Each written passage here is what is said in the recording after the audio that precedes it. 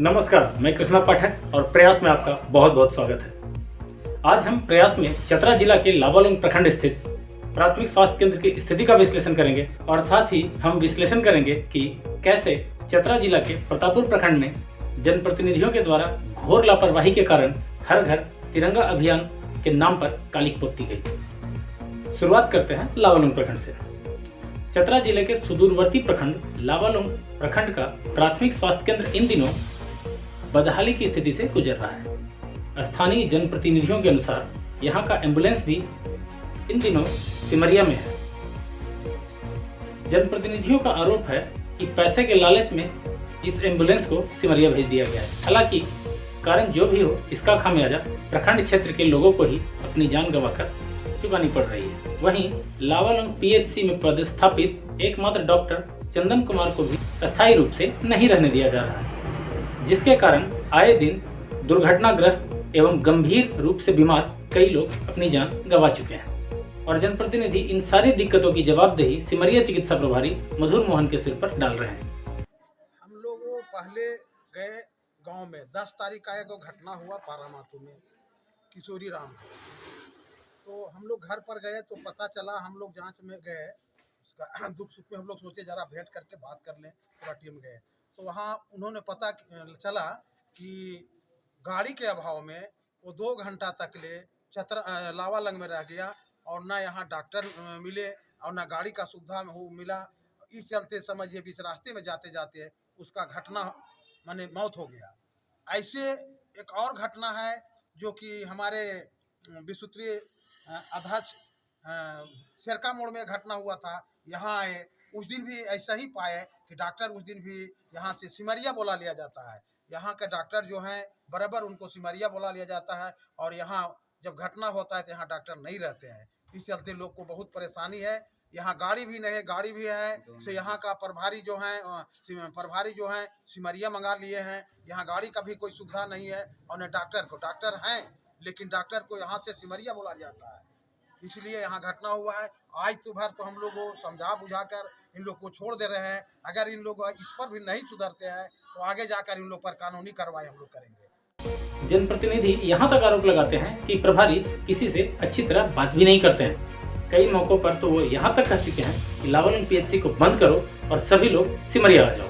मजबूरी में यहाँ पदस्थापित डॉक्टर चंदन कुमार को भी सिमरिया जाकर अपनी ड्यूटी देनी पड़ती है। ज्ञात हो कि विगत कुछ दिन पूर्व एक सड़क दुर्घटना में 3 लोग गंभीर रूप से घायल हो गए थे, जिसमें एक युवक को कुछ सामान्य चोटें आई थी, वहीं 2 युवतियां थीं उसमें जिन्हें गंभीर चोटें आई थी।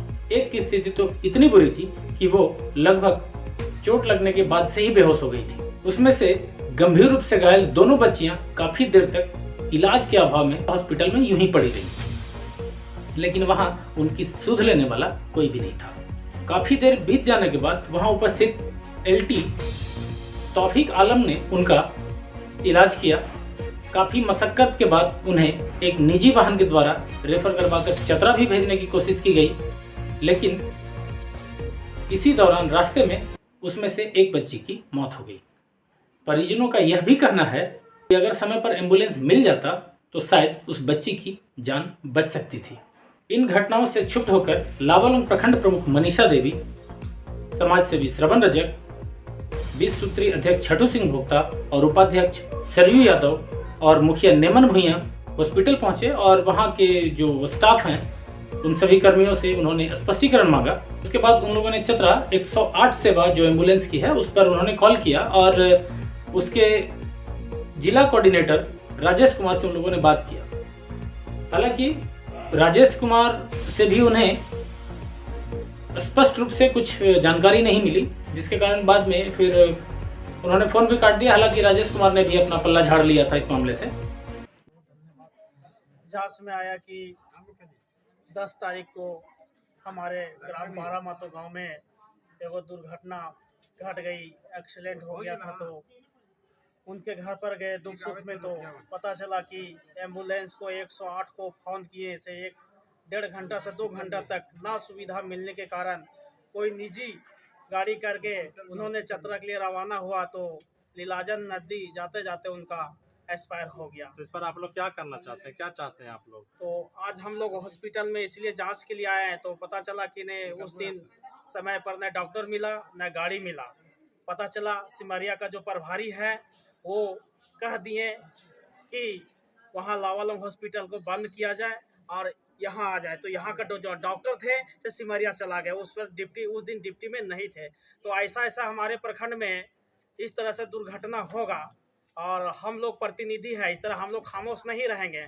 जो भी इसके लिए कदम उठाना पड़ेगा हम लोग ठोस उठाकर कदम और वैसा प्रभारियों पर सख्त कार्रवाई करेंगे हम लोग। जिसके बाद उन सभी जनप्रतिनिधियों ने चतरा सिविल सर्जन श्यामनंदन सिंह से बात किया और उनसे उन्होंने अनुरोध किया कि यहाँ पर कम से कम 2 डॉक्टर की पोस्टिंग की जाए ताकि यहाँ पर समुचित व्यवस्था में लोगों का इलाज हो सके। अगर 2 डॉक्टर नहीं भी हो पाते तो कम से कम 1 डॉक्टर की पोस्टिंग तो अस्थायी रूप से यहाँ पे होनी ही चाहिए।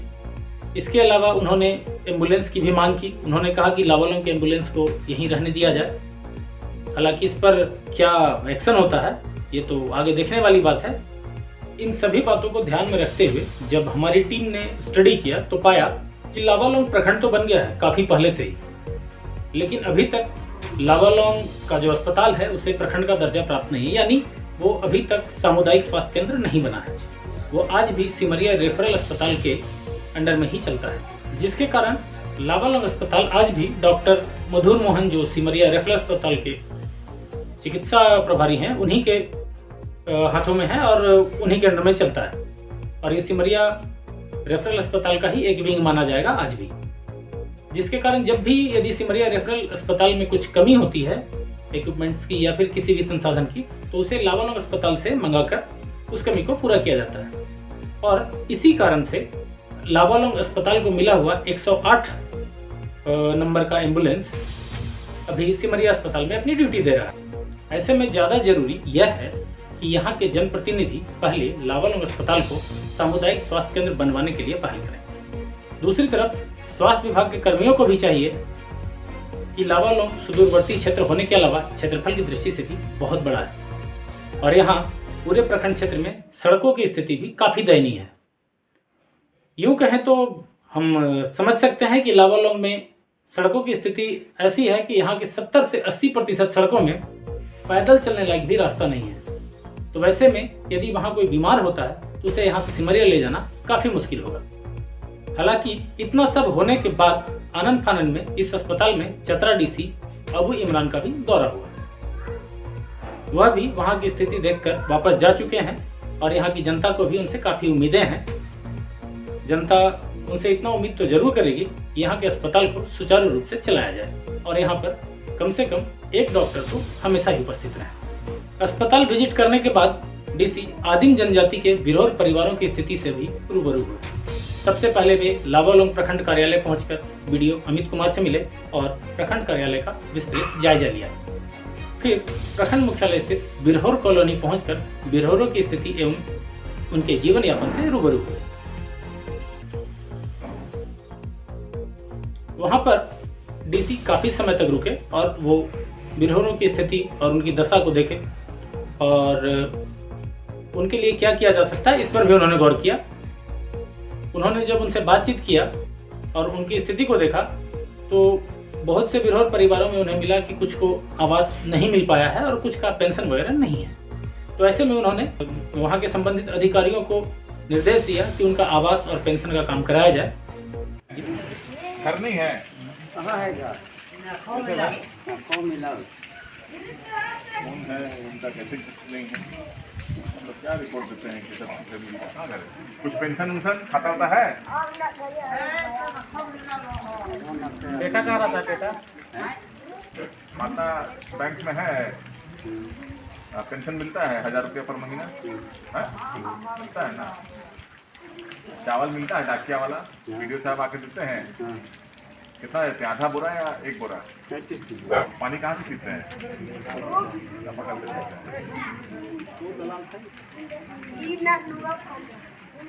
ठीक, दिलाइए भाई, चावल खत्म हो गया है। उसके बाद उन्होंने वहाँ के अधिकारियों से कहा कि बिरहोर जनजातियों में जागरूकता की काफ़ी कमी है। ऐसे में वे अपने घर से निकलकर बाहर किसी भी अधिकारी से नहीं मिलते हैं। या मिलना नहीं चाहते हैं। ऐसे में अधिकारियों को चाहिए कि वो बिरहोर जनजातियों तक पहुंचें और उन्हें सारी सुविधाएं मुहैया कराएं। साथ ही मौके पर उपस्थित उन्होंने डॉक्टर चंदन से कहा कि वो भी समय समय पर अपनी टीम के साथ बिरहोर कॉलोनी आएं और आदिम जनजातियों के स्वास्थ्य की जांच करें और यदि हो सके तो समुचित इलाज भी व्यवस्था करवाएं। अभी हम लोग जो है CSC भी गए थे और वहाँ देखे हैं नोडल सुधार की आवश्यकता है। प्रखंड कार्यालय चूँकि आज अवकाश का दिन है तो वीडियो साहब थे। अभी हम लोग देख रहे हैं कि जो सुखाड़ की स्थिति बनी हुई है और उसमें हम लोग क्या कर सकते हैं इस संबंध में जो है। सर ये अति प्रभावित क्षेत्र है सर, यहाँ पे बहुत गरीब लोग यहाँ ज़्यादा बसर करते हैं और यहाँ 108 जो सर एम्बुलेंस थी उसको हटा दिया गया है और यहाँ पर सिमरिया कर दिया गया है। और ये जो सर प्रभारी जो है उनको सर दूसरा जो है कि वो बोलते हैं कि यहाँ हॉस्पिटल बंद करो और यहाँ एक डॉक्टर जो है उनको भी बुला लिया जाता है सर। कहाँ के प्रभारी? तो सिमरिया में रहते हैं। यहाँ तो डॉक्टर हैं ही यहाँ पर? नहीं तो बुला लिया जाता है ना सर। ठीक। वो कभी कभी यहाँ रहते हैं। इस तरह से सर 3 घटना हो चुकी है जो जिंदगी मौत से लड़ चुके हैं। 108 एम्बुलेंस तो हर ब्लॉक में रहेगा? नहीं सर, यहाँ से ले लिया गया। अब हम अगले खबर की ओर जाने से पहले आपको कुछ तस्वीरें दिखाएंगे। इन्हें देखकर आपको बुरा तो लगेगा ही, साथ में बहुत से लोगों को गुस्सा भी आएगा कि चुनाव जीतने के बाद वो जनप्रतिनिधि हमारे लिए हमारी भावनाओं के साथ और तिरंगे के साथ कैसा व्यवहार करते हैं, कितने लापरवाह हैं। इस तस्वीर में आपको यही देखने को मिलेगा। आइए सबसे पहले हम वो तस्वीर देखते हैं जिसे हमारे सहयोगी चंदन कुमार ने हमारे लिए भेजा है। भारत माता की जय, भारत माता की जय, महात्मा गांधी की जय, महात्मा गांधी की जय।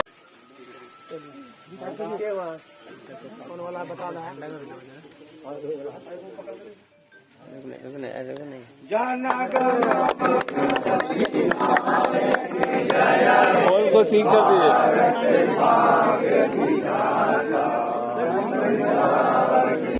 दरअसल यह तस्वीर झारखंड के चतरा जिला स्थित प्रतापपुर थाना क्षेत्र के योगियारा पंचायत सचिवालय का है,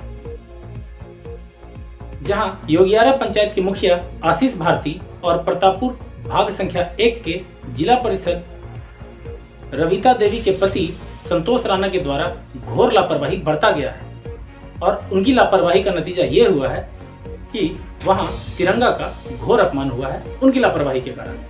हम ऐसा इसलिए कह रहे हैं क्योंकि आप इन तस्वीरों के माध्यम से देख सकते हैं जब तिरंगे को फहराने के लिए उसकी रस्सी खींची गई तो तिरंगा सीधा ऊपर फहराने के बजाय जमीन पर गिर गया, जिसके बाद भी ये जनप्रतिनिधि जो मुखिया और जिला परिषद सदस्य के पति थे, इन लोगों ने तिरंगे को उठाने की जहमत नहीं उठाई, बल्कि खाली बांस को ही इन्होंने सलामी दे दिया और राष्ट्रगान शुरू कर दिया। शायद उन्हें यह भी समझ में नहीं आया कि फहराते हुए तिरंगे को सलामी दी जाती है। हालांकि इसके बाद हमने जिला परिषद रविता देवी से फोन पर संपर्क करने की कोशिश किया, लेकिन उनसे संपर्क नहीं हो पाया। इतना कुछ हो जाने के बाद अब तो बस यही देखना है कि इस पर सरकार के द्वारा या विभाग के द्वारा कोई एक्शन लिया जाता है या फिर यह मामला यूं ही ठंडे बस्ते में चला जाता है। भारत माता की जय, भारत माता की जय, महात्मा गांधी की जय, महात्मा गांधी की।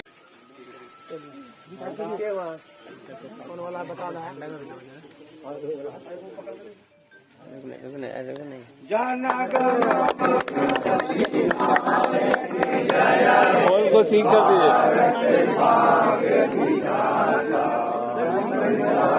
एबी न्यूज भारत में फिलहाल इतना ही। फिर मिलेंगे अगले सप्ताह सुबह 7 बजे। तब तक आप खुश रहिए, स्वस्थ रहिए और देखते रहिए एबी न्यूज भारत।